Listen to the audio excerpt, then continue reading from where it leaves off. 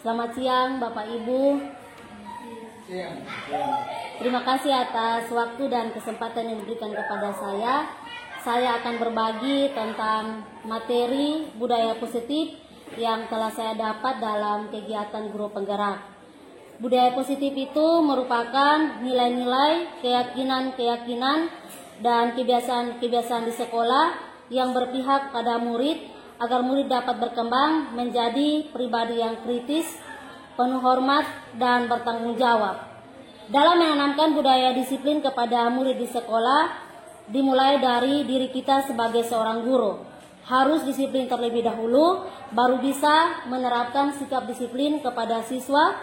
Dan ketika kita menerapkan sikap disiplin kepada siswa, tidak harus dengan paksaan, tetapi timbul dari keinginan kita sendiri, bagaimana kita menghargai diri kita maupun siswa kita. Dalam menerapkan budaya positif itu ada beberapa hal, ada 5 strategi yang dipakai dalam penerapan budaya positif.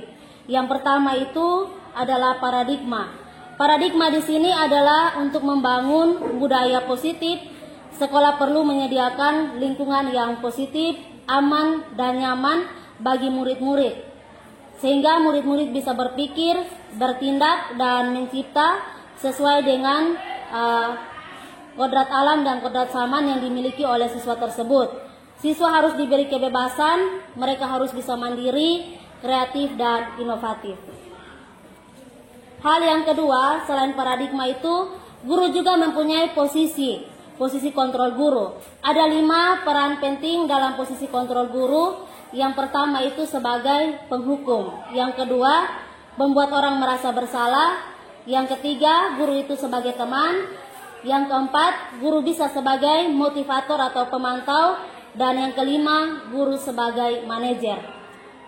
Poin yang pertama, posisi guru sebagai penghukum itu biasanya mungkin Bapak Ibu kita semua, seorang guru itu biasa menggunakan hukuman fisik maupun verbal. Orang-orang yang menjalankan posisi penghukum senantiasa mengatakan kepada siswa untuk memerlukan suatu alat dalam menekan murid agar murid itu bisa berubah. Nah, pada posisi ini Bapak Ibu, teman-teman semua, merupakan salah satu posisi kontrol guru yang sangat radikal. Siswa itu sangat takut ketika kita berperan sebagai seorang penghukum. Posisi yang kedua yaitu guru sebagai pembuat orang merasa bersalah. Pada posisi ini guru akan bersama dengan murid. Guru itu biasanya bersuara lebih lembut, tetapi pembuat orang merasa bersalah juga akan menggunakan keheningan yang membuat orang lain merasa tidak nyaman, bersalah, atau rendah diri. Ketika kita mengeluarkan kata-kata kepada siswa itu biasanya seringkali kita menggunakan berapa kali Bapak harus memberitahu kepada kamu ya. Nah, itu merupakan salah satu kata yang membuat siswa itu dengan sendirinya dia akan merasa dirinya direndahkan. Karena itu posisi kontrol ini juga kita harus perlu memperbaiki. Kita tidak boleh menyudutkan siswa kita ketika kita memberikan pertanyaan tentang suatu masalah atau hal yang telah dia lakukan. Posisi yang ketiga yaitu sebagai teman. Guru itu bisa sebagai teman, di mana pada posisi ini guru tidak akan menyakiti murid, namun akan tetap berupaya mengontrol murid melalui persuasi. Posisi guru sebagai teman itu dia harus bisa memberikan humor, juga bisa mempengaruhi seseorang agar dia bisa mengikuti apa yang dilakukan oleh guru tersebut. Hal yang keempat yaitu guru berperan sebagai monitor atau pemantau. Pada peranan guru sebagai monitor atau pemantau ini, guru bisa mengawasi siswa. Pada saat kita mengawasi, kita juga harus bertanggung jawab atas perilaku orang-orang yang kita awasi. Contohnya siswa-siswa kita yang kita awasi, dan kita juga harus memantau mereka berdasarkan peraturan-peraturan dan konsekuensi yang telah kita buat dan kita sepakati bersama dalam peraturan sekolah. Posisi yang kelima adalah posisi guru sebagai manajer. Pada posisi ini guru harus bisa menjadi mentor, di mana guru harus berbuat sesuatu bersama dengan murid, mempersilahkan murid mempertanggungjawabkan perilakunya, mendukung murid agar dapat menemukan solusi atas permasalahannya sendiri. Pada 5 posisi kontrol guru ini yang paling baik dan yang harus diterapkan untuk kita semua di sekolah adalah guru berperan sebagai manajer, di mana pada posisi ini kita harus menganalisis kebutuhan diri siswa. Kita juga harus memberikan kebebasan kepada siswa bagaimana dia bisa mempertanggungjawabkan kesalahannya, dan juga kita memberikan solusi. Jadi dari 5 posisi kontrol guru itu yang harus kita terapkan adalah posisi guru sebagai manajer. Yang ketiga adalah strategi yang ketiga, yaitu keyakinan kelas, di mana keyakinan kelas itu dapat kita buat dan kita sepakati bersama antara guru dan murid. Tujuannya adalah untuk menciptakan suasana belajar yang menyenangkan. Seseorang akan lebih tergerak dan bersemangat untuk menjalankan keyakinannya daripada hanya sekedar mengikuti serangkaian peraturan. Jadi Bapak Ibu, teman-teman semua, kalau keyakinan kelas itu harus kita sepakati bersama dengan murid. Dan biasanya dalam membuat keyakinan kelas itu harus mempunyai nilai kebajikan. Keyakinan kelas itu dia berbeda dengan peraturan sekolah. Keyakinan kelas lebih mengarah kepada nilai kebajikan. Salah satu contoh yang kami sudah buat di kelas yaitu saya bersama-sama dengan siswa, kami menyepakati beberapa hal yang merupakan keyakinan kelas. Salah satu contohnya adalah guru dan siswa saling menghargai. Nah, kata saling menghargai di situ berarti mempunyai nilai kebajikan. Berbeda antara peraturan sekolah, peraturan kelas, dan keyakinan kelas. Hal yang keempat adalah siswa juga mempunyai kebutuhan dasar.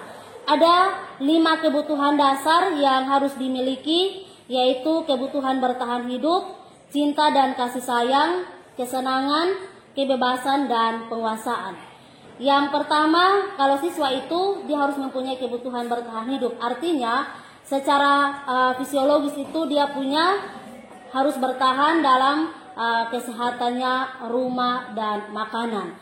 Yang kedua, siswa juga harus merasakan cinta dan kasih sayang daripada guru. Kebutuhan untuk mencintai dan meliputi kebutuhan akan hubungan dan koneksi sosial, kebutuhan untuk memberi dan menerima kasih sayang, dan kebutuhan untuk merasa menjadi bagian dari suatu kelompok. Yang kedua adalah penguasaan. Pada kebutuhan penguasaan ini, kita sebagai seorang guru, kita juga harus mempunyai kemampuan untuk membina hubungan baik dengan siswa untuk mencapai sesuatu, agar siswa itu menjadi lebih berkompeten, menjadi terampil, diakui atas prestasi dan keterampilan, dan kita juga harus mendengarkan setiap keluhan yang diberikan oleh siswa kepada kita. Yang keempat, siswa juga membutuhkan kesenangan. Kebutuhan untuk merasa senang itu merupakan salah satu kebutuhan untuk mencari kesenangan, di mana mereka bisa bermain, tertawa bersama dengan guru maupun siswa. Yang kelima adalah kebebasan. Siswa itu harus memiliki kebebasan, bebas, tetapi harus di bawah kontrol kita sebagai seorang guru. Mereka harus mandiri dan memiliki kemampuan dalam mengendalikan diri agar menjadi seorang anak yang berguna. Strategi yang berikut adalah restitusi. Restitusi itu merupakan proses menciptakan kondisi bagi murid untuk memperbaiki kesalahan mereka, sehingga mereka bisa kembali pada kelompok mereka dengan karakter yang lebih kuat. Dalam penerapan restitusi ini ada 3 hal. Yang pertama itu kita harus berusaha untuk menstabilkan identitas. Berusaha menstabilkan identitas di sini adalah identitas seorang anak itu akan gagal kalau dia melakukan kesalahan sendiri dan tidak ada yang memperbaiki kesalahan dari anak itu.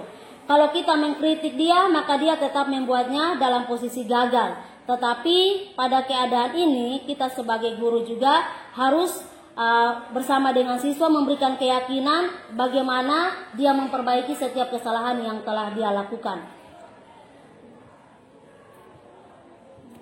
Yang kedua adalah validasi tindakan yang salah. Tentunya setiap tindakan yang dilakukan oleh siswa kita itu merupakan tindakan yang salah. Namun kita sebagai guru, kita harus memenuhi kebutuhan dasar mereka.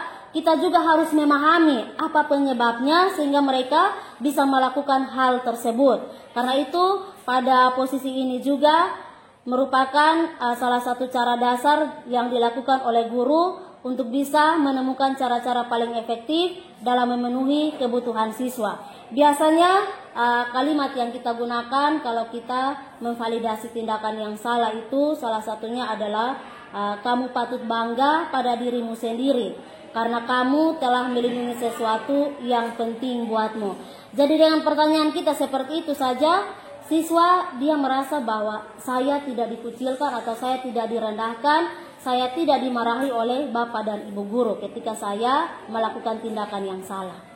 Yang ketiga adalah menanyakan keyakinan. Nah, pada poin ini menanyakan keyakinan itu ketika siswa itu memiliki suatu masalah atau tingkah laku yang salah, maka kita sebagai guru harus bersama-sama dengan siswa mencari solusinya bagaimana supaya siswa itu bisa mengatasi persoalan yang ada.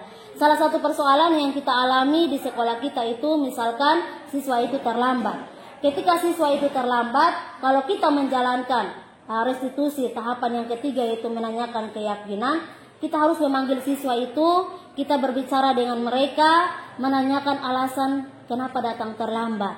Ya, kita tidak boleh langsung memberikan hukuman, tetapi kita harus menanyakan dulu alasannya seperti apa. Setelah itu kita juga harus mencari solusi yang terbaik. Solusi yang terbaik yang kita berikan kepada siswa kita agar dia tidak melakukan lagi kesalahan yang sama. Dan langkah yang kedua, ketika kita sudah melakukan restitusi, kita menanyakan kembali perasaannya. Apa yang dirasakan oleh siswa tersebut ketika kita memberi nasihat ataupun arahan untuk tidak boleh terlambat. Dari situ siswa juga harus mengemukakan pendapat apa yang dirasakan ketika kita melakukan restitusi.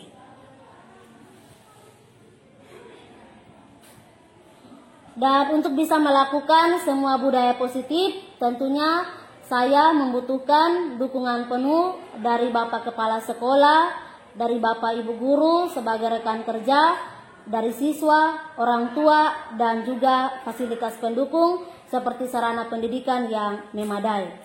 Ya, mungkin itu saja budaya positif yang saya akan bagikan, dan selebihnya kalau mungkin ada masalah atau kendala yang dihadapi, mari kita mendiskusikan secara bersama-sama. Sekian dan terima kasih.